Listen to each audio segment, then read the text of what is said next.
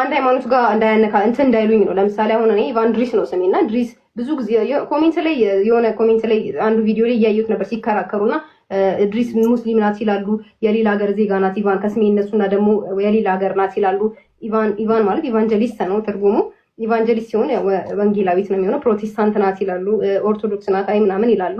ብዙ ነገር ሁሉም ሰው የራሱን አስተያየት ይሰጣል። ከዛ ደግሞ አንደኛው ካገኙ በኋላ ኖርማሊ እኛ አሁን ለምሳሌ እኔ ኦርቶዶክስ ለምሳሌ ቢሆን ኦርቶዶክስን አትወኪም ያለውስ ኦርቶዶክስን አይወክልም እንደዚህ ብለው ከአንድ ሃይማኖት ጋር የዛን ሃይማኖት ስም ዝቅ እንዳላረገው ያንን ሃይማኖት ወክዬ ሳይሆን አንደርስታንድ ያደርገኝ ነው።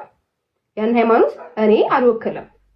አንደርስታንድ ያደርገኝ። ለምሳሌ እኔ ክርስቲያን ኦርቶዶክስ ነኝ ብል ያለው አብስ ኦርቶዶክስን አይወክልም። ይሄ እንትን እንደዚህ ፕሮቴስታንት ነኝ ብል ፕሮቴስታንት እንደዚህ ብለው ከዛ ሃይማኖት ጋር ሙስሊም ነኝ ብል እንደዚህ ያለፈ እንትን ያገናኙታል ማለት ነው። እኔ የትኛውንም ሃይማኖት ሞክር ሰው ስላልሆንኩኝ ይቅርታ እንዴ እዚህ ጋር ኢቫን ይቅርታ እዚህ ጋር ላቋርጥሽ ነው። ስላገናኙት ሳይሆን ከነ ድክመትሽ ከነ ኃጢአትሽ አይደለ እግዚአብሔር የሚፈልግሽ። የምታመልኩ አምላክ ከነ ኃጢአትሽም ቢሆን ይወድሻል አይደለ? ለምንድን ነው ስፔሲፊካሊ ወይ ኦርቶዶክስ ነኝ ወይ ሙስሊም ነኝ ወይ ደግሞ ፕሮቴስታንት ነኝ ብለሽ መናገር ያልፈለግሽው ለምንድን ነው?